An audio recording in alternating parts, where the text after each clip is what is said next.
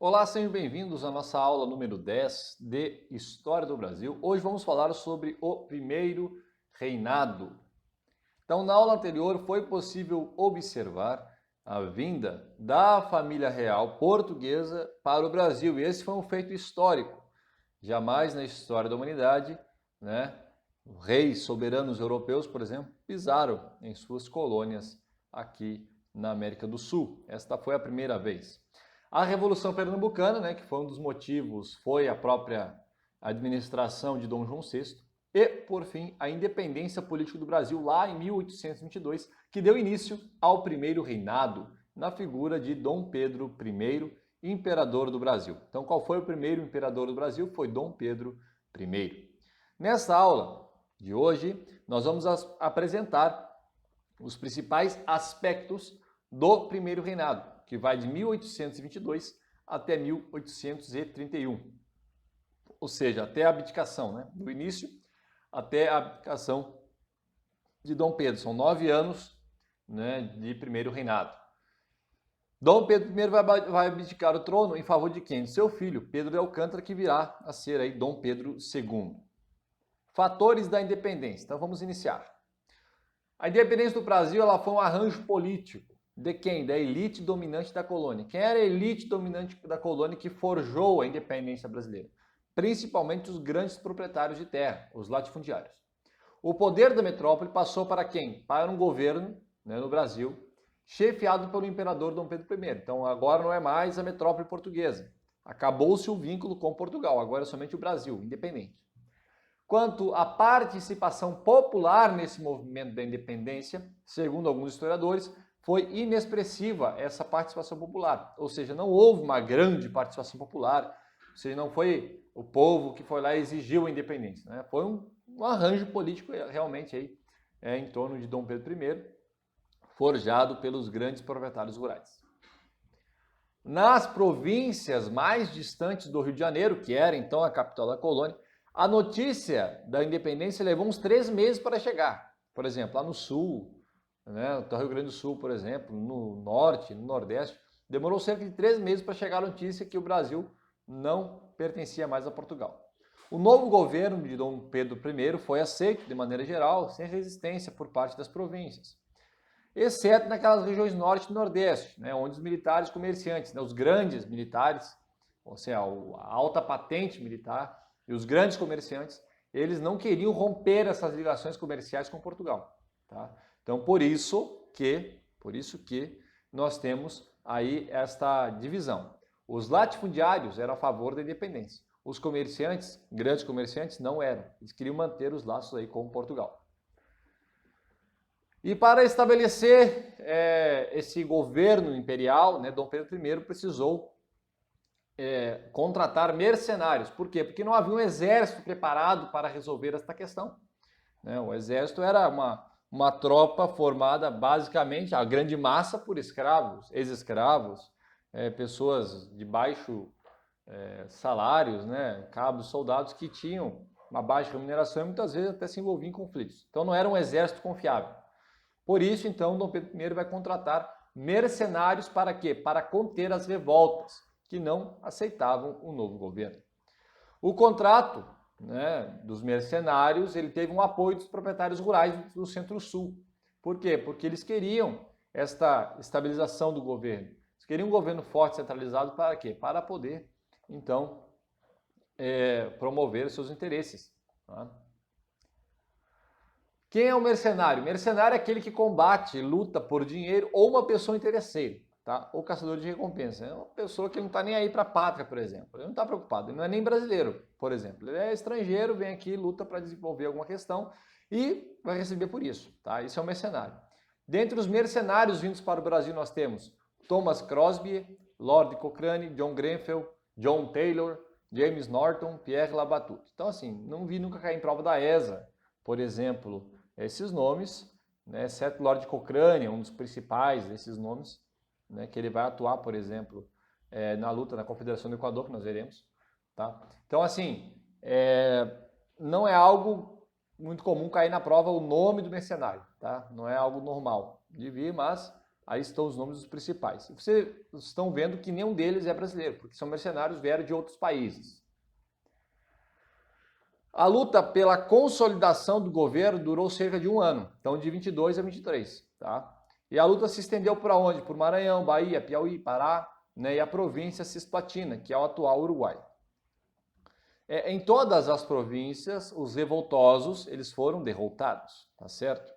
Em meados de 1823, todo o país já estava sob domínio do imperador. Com a independência, né, o Brasil ele vai adotar a forma de governo monarquia. Então houve um problema, no caso de outros países, de reconhecer a independência política brasileira. Por quê? Os outros países haviam optado pela república. E o Brasil deu um passo curto, vamos dizer assim. Né? Ainda optou pela monarquia, pelo império. Tá certo? Então esse foi um dos motivos que limitou os demais países, por exemplo, a aceitar essa independência política brasileira. Por conta disso, né, foi dificultar esse reconhecimento, né, da independência política brasileira. E qual foi o primeiro país do mundo a reconhecer a independência do Brasil? Foram os Estados Unidos da América.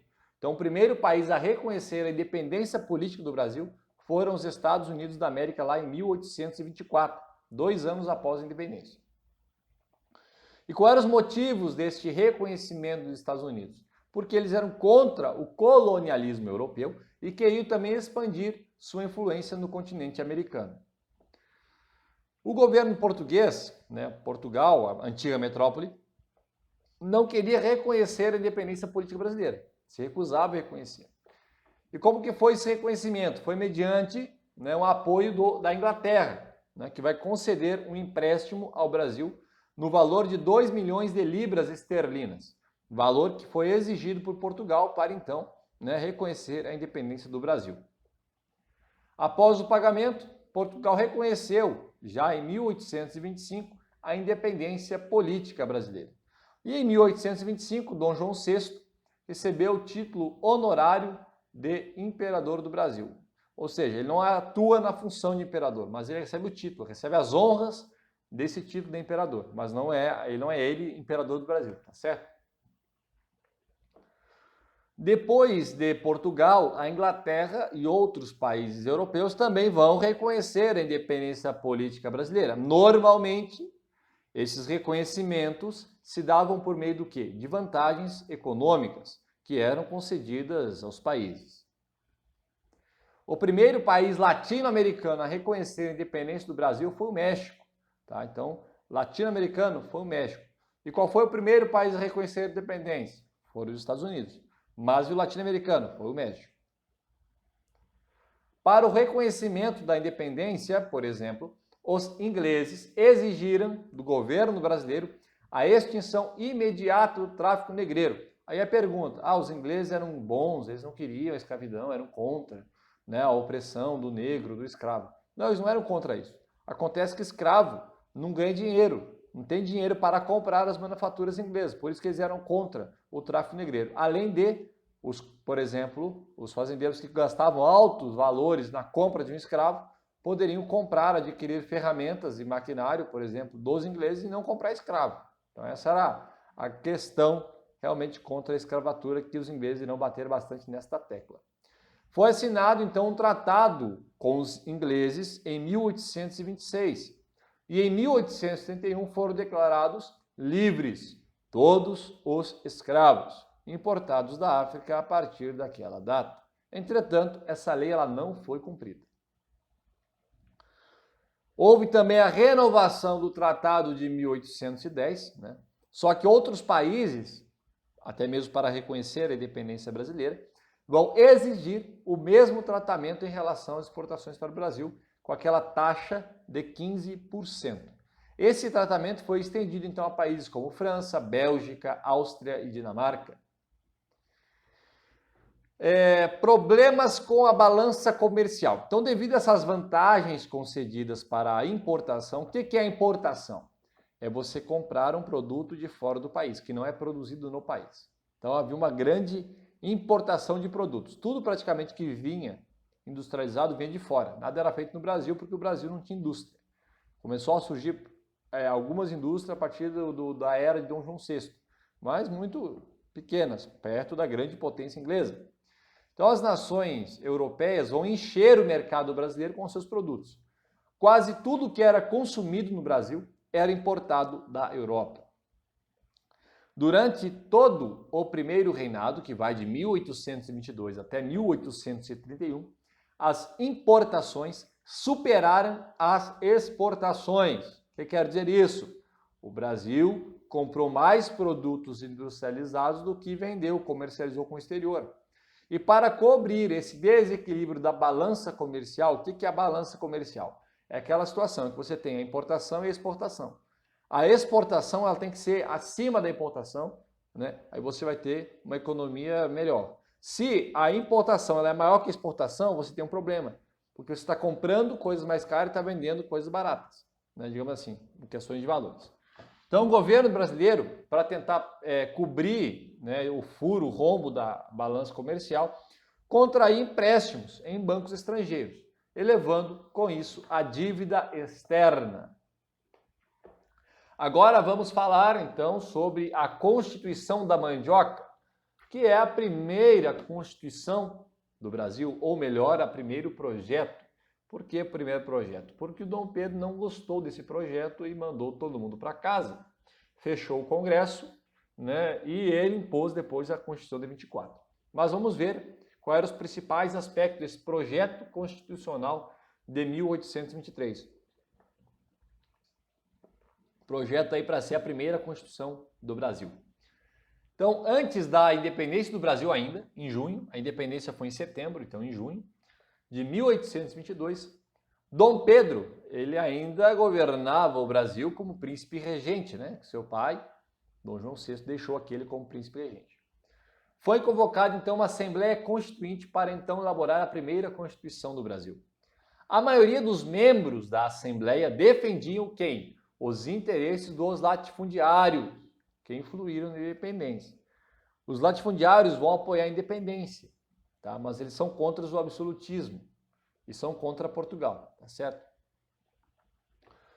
Esse projeto foi elaborado em 1823 pelos deputados reunidos na Assembleia, no Rio de Janeiro, tinha como aspectos marcantes: firme oposição aos portugueses, limitar o poder do imperador, ampliar o poder do legislativo, tá? Dos legislativo ali não é do legislativo, não tem um S ali. E manter o poder nas mãos dos latifundiários.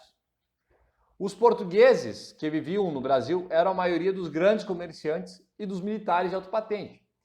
Esse pessoal aí, esses portugueses, eles eram a favor da metrópole de Portugal.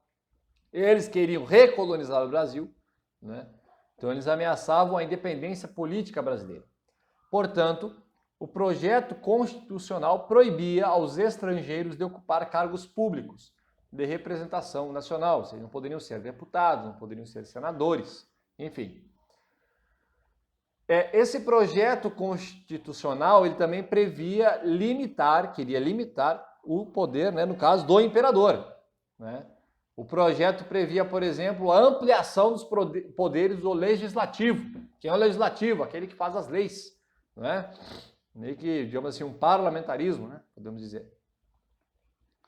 O imperador não teria poderes, por exemplo, de dissolver o parlamento. As forças armadas seriam submetidas ao legislativo e não ao imperador do Brasil. Você sabe que atualmente as forças armadas, por exemplo, no Brasil hoje, elas são submetidas diretamente ao poder executivo, né, na atual Constituição. Na Constituição da época, esse projeto constitucional de 23, né, as Forças Armadas, Exército e a Marinha, a aeronáutica não havia sido criada ainda, né, pertenciam, digamos assim, eram submetidas diretamente ao Legislativo e não ao Executivo. Lembrando que isso aqui é só um projeto constitucional, né, ele não entrou em vigor. O poder nas mãos dos latifundiários. Então, esse projeto constitucional de 23 tinha a intenção de manter o poder político praticamente nas mãos dos latifundiários, tá certo? E grande parte da população não podia votar e nem ser votada. O projeto estabelecia que o eleitor devia possuir uma renda anual de 150 alqueires de mandioca. Por isso que ela ficou conhecida como Constituição da Mandioca, tá certo? Para ser eleito, o representante teria que ter uma renda elevada em alqueires de mandioca. O projeto constitucional, então, de 23, ficou conhecido como Constituição da Mandioca. Para ser candidato elegível, o que é um candidato elegível? Que pode ser eleito, tá certo? Existem idades atuais no Brasil para você ser eleito, por exemplo, ser elegível para determinados cargos, né? Então, assim, não bastava ser rico, tinha que possuir terras. Então, essa medida, ela excluía os ricos comerciantes portugueses, por exemplo. É lógico que o imperador vai recusar essa Constituição de 23 porque estava tentando, né, limitar os seus poderes. Então, contando com o apoio das tropas imperiais, ele vai mandar dissolver a Assembleia Constituinte em 12 de novembro de 1824. Ele vai dissolver essa Assembleia Constituinte. Os deputados que reagiram foram expulsos do Brasil, né? Então foram expulsos quem? Foram José Bonifácio e seus irmãos, Martim Francisco e Antônio Carlos. Foram expulsos do Brasil por conta desse projeto constitucional de 23. O fechamento da Assembleia Constituinte representou para os membros do Partido Brasileiro o primeiro passo para a recolonização do Brasil. A recolonização do Brasil era um dos objetivos de quem? Dos membros do Partido Português, que defendia o absolutismo para o imperador. O Partido Português ele era composto por quem? Pelos grandes comerciantes portugueses e militares de alta patente. Aqueles que eu falei, que eram a favor, né, do antigo pacto colonial, eram a favor da recolonização do Brasil, eram a favor de Portugal assumir novamente o Brasil, enfim. Então, como eu falei, esse partido ele apoiava Dom Pedro I e queria restabelecer os antigos laços entre Portugal e Brasil. Os membros do Partido Brasileiro, né, que era a oposição, temiam ser prejudicados em seus negócios pelo autoritarismo de Dom Pedro. Vocês estão vendo que tudo é questão de negócio. Tá? Ninguém estava pensando no bem-estar da população, era questão de negócio. Onde é que eu ganho mais? Não, se o Brasil for independente, eu ganho mais, então eu apoio. Não, se o Brasil continuar com Portugal, eu ganho mais, então eu apoio. Então era uma questão financeira e não uma questão de melhores condições de vida para a população em geral. Para tentar não causar nenhum conflito, né, no início do seu, digamos assim, seu império, Dom Pedro I vai nomear uma comissão de 10 brasileiros natos para compor uma assembleia para elaborar no prazo de 40 dias a primeira Constituição do Brasil. Tá certo? Pessoal, ali eu acho que é 23, tá? Voltando no slide, a dissolução da Assembleia foi em 1823, não foi 24, tá certo? Após concluídos os trabalhos, no dia 25 de março de 1824, aí sim, 24, Dom Pedro I impôs a Constituição de 1824, a primeira Constituição do Brasil, tá certo? Agora vamos falar um pouco sobre a Constituição de 24, a primeira Constituição brasileira, a Constituição Imperial. A Constituição de 24, entre outros fatores, ela previu o seguinte, a existência de 4 poderes de Estado. Atualmente, a nossa Constituição tem 3 poderes de Estado, né? Judiciário, Legislativo e Executivo. Na época dessa Constituição de 1824, nós temos a existência de um 4º poder, que era o poder moderador. Um novo sistema eleitoral e a submissão da Igreja Católica pelo regime do padroado. Vamos falar sobre o poder judiciário. Então, quem compunha esse poder? Eram os juízes e tribunais. Então, era composto aí o poder judiciário. Órgão mais elevado do poder judiciário era o Supremo Tribunal de Justiça. Os magistrados, eles eram nomeados diretamente pelo imperador. Poder legislativo era composto por senadores e deputados. Eram encarregados de elaborar as leis do império. O mandato de senador, ele era vitalício. Então, o camarada eleito uma vez, ele nunca mais saía do cargo. E os senadores eram escolhidos pelo imperador dentre os mais votados da província. Ou seja, tinha 3 lá, o Zezinho, o Fulaninho e o Beltraninho, por exemplo, de um estado. Ah, são os 3 mais votados. O Dom Pedro I ia olhar, não, quem é que eu gosto mais aqui? Quem é mais apoia minhas ideias, eu vou indicar como senador. Pronto, era assim que era feito. E o mandato de deputado tinha duração de 3 anos. Então, a cada 3 anos tinha eleição para deputado. Poder executivo, exercido pelo imperador, né, e seus ministros de Estado. E era o poder encarregado da administração pública e garantia da execução das leis, né? Nós temos aí uma charge embaixo, né? Poder legislativo, eu elaboro as leis. Poder judiciário, eu aplico as leis. E o executivo, eu administro as leis. E o poder moderador? Ele era exercido exclusivamente pelo imperador, era só dele esse poder, né? E a Constituição definia esse poder como a chave mestra de toda a organização política. Por isso que nós temos essa charge do lado, Dom Pedro, que era namorador, né, abraçado ali com uma moça, né, e dizendo quais são os limites dos seus poderes. E aí Dom Pedro fala, Deus, talvez, né? Talvez Deus tem mais poder que eu, né, por conta do poder moderador que estava acima dos demais poderes. Poder moderador. Então aqui nós temos um mapa, né, um organograma mostrando. Então nós temos o poder moderador. Abaixo do poder moderador tem esse Conselho de Estado, que eram escolhidos diretamente pelo imperador, tá? E depois nós temos os três poderes: poder legislativo, Senado e Câmara dos Deputados, executivo, que eram os presidentes das províncias e também o imperador, né, e seus ministros, e o poder judiciário, que era o Supremo Tribunal de Justiça. E com o poder moderador, o imperador podia nomear ministros de Estado, senadores e juízes. Ele poderia nomear ministros de Estado, senadores, juízes. Demitir os presidentes das províncias, dissolver a Câmara dos Deputados, vetar atos do poder legislativo. O imperador estava acima da Constituição. Ele era o, né, todo-poderoso chefão. O poder moderador consentia ao imperador intervir nos demais poderes. Lógico que ele precisava, para isso, consultar o Conselho de Estado.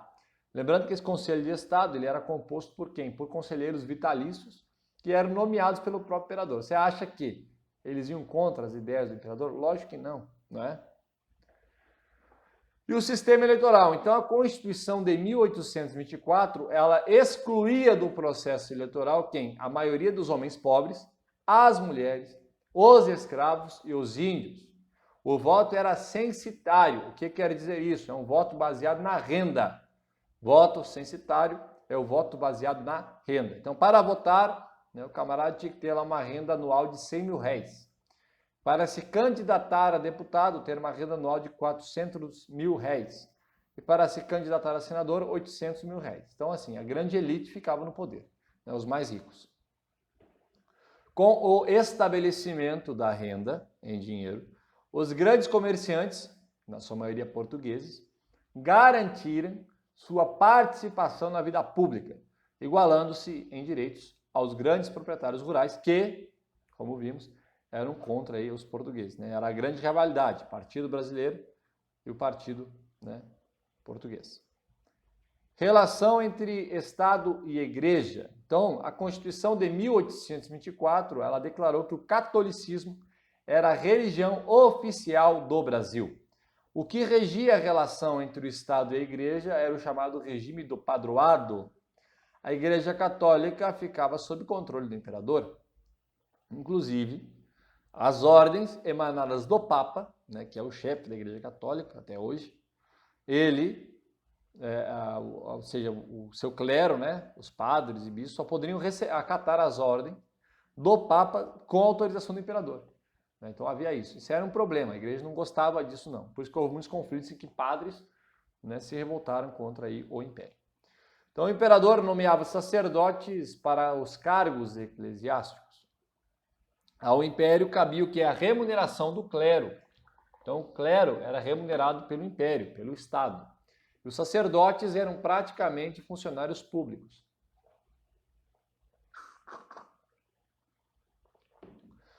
Cultos não católicos, eles eram autorizados, porém não poderiam ser praticados em público.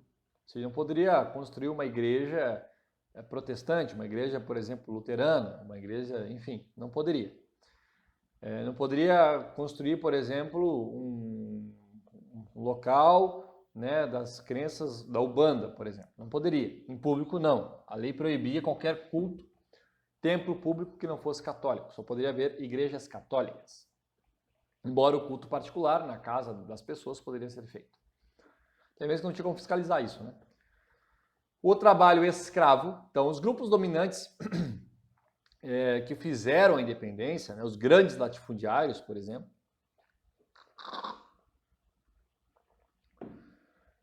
embora não tivessem muitos objetivos em comum, cada um tinha sua ideia, sua intenção, porém eles queriam organizar um Estado sem pôr em risco aquele domínio econômico e social.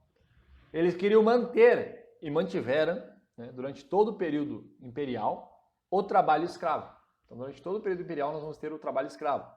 Quando é que será abolida a escravatura no Brasil? Somente em 1888, né, um ano antes da proclamação da República. Então, a gente pode afirmar assim, durante todo o período imperial, houve aí o trabalho escravo. Agora vamos falar das lutas, né, e consequentemente das crises do primeiro reinado. Então, o que aconteceu? Aconteceu, né, em Pernambuco, no Nordeste, uma revolta chamada Confederação do Equador. Diante daquelas atitudes autoritárias de Dom Pedro I, causaram revolta entre os políticos de pensamento liberal. Estavam julgando autoritárias as seguintes medidas do imperador. Por exemplo, dissolução da Assembleia Constituinte lá em 1823, a expulsão dos deputados do Brasil, da Assembleia e do Brasil, censura à imprensa, a imprensa só podia publicar aquilo que a imprensa que foi fundada por Dom João VI, ela só poderia falar bem do governo, né? Nessa época até tinha um jornal fundado por um gaúcho, Hipólito da Costa, né, Correio Brasiliense, se não me engano, que era emitido na Europa, tá certo? Porque no Brasil não poderia expressar as suas ideias. Também outra questão foi a imposição da Constituição de 1824 e a instituição do poder moderador. Então aqui nós temos alguns tópicos importantes, né, desse movimento republicano no Nordeste, contra que essas ações do imperador. A revolta mais expressiva contra Dom Pedro I ocorreu na região Nordeste em julho de 1824. Foi a chamada Confederação do Equador. Havia vários motivos para o descontentamento na região. A elite, preocupada com a crescente queda do preço do açúcar, estavam vivendo uma miséria. Então, negros, livres, mestiços, escravos, militares de baixa patente, uma grande gama de pessoas estavam vivendo em situações terríveis de sobrevivência nessa região, e ainda houve a queda do preço do açúcar, né? O imperador também não estava nem um pouco preocupado com isso. Momentaneamente, esses grupos se uniram em torno de ideias contrárias à monarquia e à centralização do poder. Eles queriam, né, por exemplo, o regime republicano federalista, que é o que nós temos hoje. Hoje o Brasil é uma república federalista. Alguns líderes, como Frei Caneca e Cipriano Barata, por exemplo, são os dois grandes líderes do movimento. Frei Caneca, então você vê a figura de um religioso, e Cipriano Barata. Eles defendiam a instalação do regime republicano e a descentralização administrativa, uma autonomia provincial, podemos dizer aí, federalismo. Frei Caneca. O Frei Caneca, ele foi um dos mais expressivos representantes da oposição liberal nesse período. No seu jornal Tifes Pernambucano, defendia que o Brasil tinha todas as condições de instituir uma verdadeira federação, dado a grandeza territorial, riquezas econômicas e sua população diversificada. É um retrato do Brasil hoje, né, atual. Frei Caneca, além de defender a federação, era contra o quê? O mandato vitalício dos senadores. Condenava o poder moderador, que para ele era a chave mestra da opressão, e não, né, do poder, mas sim da opressão. E imposição da Constituição de 1824, que tirava o direito do povo de expressar sua vontade através dos representantes da Assembleia Constituinte. Eclosão da revolta. Então a revolta eclodiu quando Dom Pedro I nomeou um novo presidente para a província de Pernambuco. Essa atitude contrariou as forças políticas da região, que, liderados então pelo antigo presidente da província, Manuel Paes de Andrade, lembrando que o poder moderador dava esse poder a Dom Pedro de trocar, né, os presidentes das províncias. Então, Manuel Paes de Andrade era então o antigo presidente da província e ele também entrou nesse movimento da Confederação do Equador contra o imperador. O objetivo dos revoltosos era formar a chamada Confederação do Equador. O que era isso? Era um novo estado que reunia as províncias do Nordeste sob o regime republicano federalista, onde era respeitada a autonomia das províncias. Acontece que essa revolta não ficou somente em Pernambuco, né, mas ela se espalhou por outras regiões, outras províncias. Por exemplo, Sergipe, Paraíba, Ceará, Alagoas, Rio Grande do Norte e Piauí. Os líderes mais democráticos da Confederação do Equador defendiam até mesmo a extinção do tráfico negreiro e a igualdade social. Os grandes proprietários de terras se assustaram, né, com essas ideias de extinguir o tráfico negreiro, de igualdade social, lembrando que os grandes proprietários latifundiários não queriam perder seus escravos, né, não queriam ter que pagar, por exemplo, funcionários. Temendo uma revolta popular, se afastaram do movimento e com esse fator, né, com a saída da grande elite, né, dos grandes latifundiários, por exemplo, a Confederação do Equador começou a perder forças. O governo imperial, então, contraiu um empréstimo com os britânicos, né, com os ingleses, para contratar uma esquadra naval, né, comandada pelo mercenário Lord Cochrane. Lembra que eu falei? Há pouco, esse nome é importante guardar. O governo imperial também enviou ao Nordeste uma força terrestre, comandada pelo brigadeiro Francisco de Lima e Silva. Né? Francisco de Lima e Silva. Então nós temos aí uma esquadra naval para o Lord Cochrane, e nós temos uma força terrestre pelo brigadeiro Francisco de Lima e Silva. Né? Ele vai ser aí, então, o pai do futuro Duque de Caxias, tá certo? Então nós temos aqui a Confederação do Equador, lá em 1824, né, em toda essa região. Então nós temos aí, por terra, o Francisco de Lima e Silva indo, e nós temos por mar o Lord Cochrane, tá certo? Atacando lá em Pernambuco, a sede dessa república, vamos dizer assim, né, federalista. Repressão do governo. Então, atacados por terra e por mar, os revoltosos da Confederação do Equador não conseguiram resistir. Vários líderes foram presos e condenados à morte, como foi o caso de Frei Caneca e do Manuel Paes de Andrade. Eles foram, né, condenados à morte, né, ao fuzilamento. Alguns outros condenados conseguiram fugir. Agora vamos falar então aí da Guerra Cisplatina, que foi um outro movimento que ocorreu durante o primeiro reinado. Então, quantos movimentos ocorreram durante o primeiro reinado? Primeiro, ocorreu a Confederação do Equador e também ocorreu aí a Guerra Cisplatina.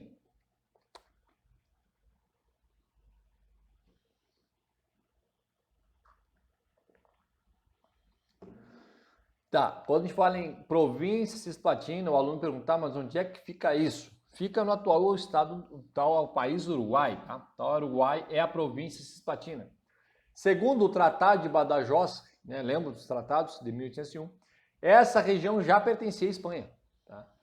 Só que na região platina está o quê? A colônia do Sacramento, aquela mesmo que o pessoal estava lutando para ver se ficava com a Espanha, ficava com Portugal. Essa colônia do Sacramento, ela foi fundada por portugueses, mas foi colonizada por espanhóis, né? Então, assim, ela foi fundada pelos portugueses, mas colonizada por espanhóis. Em 1816, Dom João VI vai enviar tropas a Montevidéu e vai invadir e incorporar o território ao Brasil com o nome de Província Cisplatina. Os habitantes da província Cisplatina não aceitavam pertencer ao Brasil. Então, pois quê? Porque o idioma e os costumes eram diferentes, por exemplo. Então, em 1825, sob a liderança de João Antônio Lavalleja, articulou-se um movimento para se libertar do Brasil, né? Contou com o apoio da Argentina. Devido ao apoio da Argentina, a província Cisplatina, né, o Império do Brasil declarou guerra à Argentina. A Guerra Cisplatina teve fim em 1828 com a assinatura de um acordo sob a mediação da Inglaterra. O acordo definiu que a província Cisplatina não pertenceria nem ao Brasil nem à Argentina, porque a Argentina, ela, com apoio ao Lavalleja, queria incorporar, né, a província aos seus domínios. E a questão foi resolvida pela Inglaterra, que achou melhor criar um novo país. Portanto, graças à mediação da Inglaterra, foi criado um novo país, a República Oriental do Uruguai, em 1828. Então, o Uruguai foi fundado. Por quê? Por que a Inglaterra interveio e resolveu criar um outro país? Porque era mais um país consumidor, né, dos seus produtos industrializados. Agora vamos caminhando para o fim da nossa aula, vamos falar sobre o fim do primeiro reinado, né, a crise desse primeiro reinado. Então, vários motivos levaram à queda da popularidade de Dom Pedro I. Primeiro deles, o fechamento da Assembleia Constituinte em 1823, a imposição da Constituição de 1824, violência na Confederação do Equador, em 1824 também, a Guerra Cisplatina e a falência do Banco do Brasil em 1829. O Banco do Brasil havia sido criado por Dom João VI, fundado por Dom João VI, e no governo de Dom Pedro I foi quebrado, quebrou o banco. Em 1816, Dom João VI, rei de Portugal, vai morrer. Então, ou seja, em 1826, na verdade, tá certo, pessoal? Então, tá errado ali, não é o 16 não, é 26, tá certo? Então, em 1826, Dom João VI, que era rei de Portugal, morreu. E Dom Pedro I era o herdeiro que legítimo do trono lusitano, do trono. Ele era o Dom Pedro IV de Portugal, viria a ser Dom Pedro IV de Portugal. Os políticos liberais, não aceitaram que Dom Pedro I fosse rei de Portugal e imperador do Brasil. Com isso, Dom Pedro I renunciou ao trono lusitano, lá em 1826, 26, que morreu Dom João VI, em favor da sua filha, Maria da Glória. Acontece que a Maria da Glória, ela era menor da idade. Então o reino português ficou sob a regência de Dom Miguel. Dom Miguel era o irmão de Dom Pedro I, mas não herdeiro direto ao trono. Entretanto, Dom Miguel, através de um golpe, se proclamou rei de Portugal. Essa atitude revoltou Dom Pedro I, que armou planos para reconquistar o trono lusitano de sua filha. Os políticos liberais temiam uma possível união entre Brasil e Portugal novamente, caso Dom Pedro conseguisse reconquistar o trono da filha. O estilo autoritário de Dom Pedro I gerava uma reação entre os políticos liberais, que eram contra esta união de Portugal e Brasil, e políticos moderados. Os liberais não esqueciam os atos autoritários do imperador. Os moderados, que representavam a aristocracia rural, desejavam um império unificado, mas também um legislativo forte. Falando sobre os moderados liberais, que aí há um terceiro grupo, que é os conservadores, que era totalmente a favor do imperador. Nós temos aqui liberais, eram aqueles que eram a favor de um governo descentralizado, federalista e não autoritário. Já os moderados eram meio que em cima do muro, ficavam ali, tem que ter um império unificado, mas também um legislativo forte. E os conservadores não queriam apenas poder absoluto do imperador. Fatores políticos da crise. Então aumentou o conflito entre o partido português e os partido brasileiro, o liberal e o moderador. Os moderados, O partido português era a favor da recolonização do Brasil. Devido ao envolvimento de Dom Pedro I com a sucessão ao trono lusitano, a ideia de recolonizar não se dissipara. Devido à facilidade de importações, a balança comercial, outros fatores da crise, a balança comercial também estava desequilibrada, apresentando déficits. O que quer dizer isso? Apresentando queda, valores negativos. A baixa nos preços das exportações de algodão, açúcar, etc. Aumento da dívida externa com pedidos de empréstimos.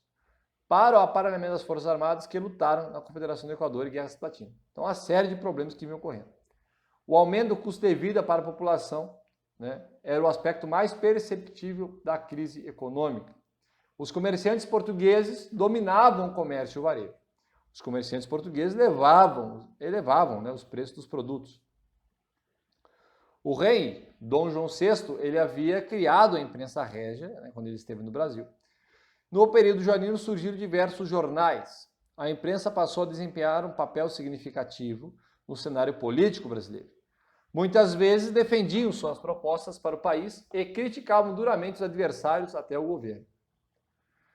Aconteceu um assassinato também em São Paulo do jornalista Líbero Badaró. Ele era um dos líderes da imprensa que fazia oposição ao imperador. Em novembro de 1830, Líbero Badaró foi assassinado em São Paulo. A notícia de que Dom Pedro I tinha relações com o responsável pelo assassinato gerou indignação na opinião pública e agravou a crise. Dom Pedro I vai viajar para Minas Gerais para tentar diminuir as tensões políticas. O imperador foi recebido com protesto em Minas Gerais. Então o partido português, que queria que Dom Pedro recolonizasse o Brasil, inclusive, decidiram realizar uma festa no Rio de Janeiro de recepção. como resposta aos mineiros que protestaram. Os políticos liberais resolveram impedir a realização da festa. Tá? Portugueses e brasileiros conflitaram-se no dia 13 de março de 1831, ficou conhecido como episódio como Noite das Garrafadas. Então, Noite das Garrafadas é um episódio que antecede a abdicação de Dom Pedro. Rumo à abdicação. Então, tentando evitar uma revolta e acalmar os ânimos, Dom Pedro I organizou um ministério composto apenas por brasileiros. Mesmo com a composição desse ministério, as tensões continuaram. No dia 5 de abril de 1831, o imperador vai demitir esse ministério dos brasileiros, né, pois os membros não obedeciam totalmente suas ordens.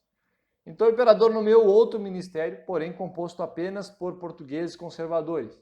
Era o chamado Ministério dos Marqueses. A nomeação do Ministério dos Marqueses foi um estopim de uma revolta. Uniram-se contra o imperador em praça pública os grandes proprietários rurais, os latifundiários, que foram a favor da independência, os políticos liberais e inclusive as tropas imperiais. Cerca de 2 mil pessoas se reuniram no Rio de Janeiro para protestar contra o imperador Dom Pedro I e exigir a volta do Ministério dos Brasileiros. Percebendo a difícil situação em que se encontrava, Dom Pedro I resolveu abdicar o trono em favor de seu filho. Então, dia 7 de abril de 1831, Dom Pedro I abre mão, então, do Império do Brasil, deixando em favor de seu filho, o Pedro de Alcântara. Após a abdicação de Dom Pedro I, em favor de seu filho, Pedro de Alcântara, de apenas 5 anos de idade. Então, ele tinha 5 anos de idade quando, né, foi contemplado, né, como se tornar o imperador do Brasil. Dom Pedro I seguiu para a Europa com o objetivo de recuperar o trono lusitano. A abdicação representou a vitória dos liberais, né, que queriam sim um poder que não fosse unificado, e a derrota dos conservadores do Partido Português, que queriam, né, a recolonização.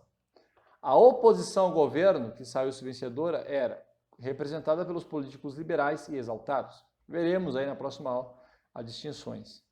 Houve uma união provisória pelo objetivo comum de protestar contra o governo imperial. A classe dominante usou das classes populares como massa de manobra. Muitas pessoas, de fato, saíram às ruas para exigir a abdicação de Dom Pedro I. Porém, quando o imperador abdicou, a classe dominante expulsou os representantes populares. Entenderam? Ou seja, você usa a grande população para protestar contra o império e depois que a gente consegue o que a gente queria, nós mandamos todo mundo embora e ficamos só, a classe dominante fica no poder. Para Teófilo Otoni, que era um dos líderes liberais aí da época, o dia 7 de abril foi uma verdadeira jornada dos tolos, o dia dos enganados. Tá? Então foi um líder liberal mineiro, Teófilo Otoni. Tá? E ele falou a respeito dessa jornada dos tolos. É importante essas frases, tá, pessoal? Anotar. Quem é que disse a frase jornada dos tolos? Foi o Teófilo Otoni, a respeito aí do dia 7 de abril de 1831, o dia em que Dom Pedro I abriu mão do Império do Brasil. Vamos encerrando a nossa aula de hoje para a nossa síntese. Nesta aula foi possível observar o primeiro reinado da história do Brasil, que perdurou entre os anos de 1822 e 1831. A primeira proposta da Constituição, que ficou conhecida como Constituição da Mandioca, né, por conta dos alqueires de mandioca, que não foi aceita por Dom Pedro I, que impôs posteriormente a Constituição de 1824, a primeira Constituição do Brasil, que tinha como característica um quarto poder, né, o moderador, que dava ao imperador o poder de intervir nos demais poderes. Também foram perpassados alguns movimentos, como a Confederação do Equador e a Guerra Cisplatina. E na próxima aula, vamos verificar aí o período regencial, né, onde o Brasil foi governado por um conselho, até que o Pedro de Alcântara, o futuro Dom Pedro II, alcançasse a maior idade. Bom, pessoal, essa foi a nossa aula número 10 sobre o primeiro reinado. Então, vamos aí na próxima aula falar sobre o período regencial. Fique com Deus, Deus abençoe a todos. Não se esqueça de baixar esses slides e fazer também os exercícios que estão contidos aqui nesta aula de hoje. Muito obrigado por ter me acompanhado aqui. Deus abençoe a todos. Fique com Deus e até a próxima.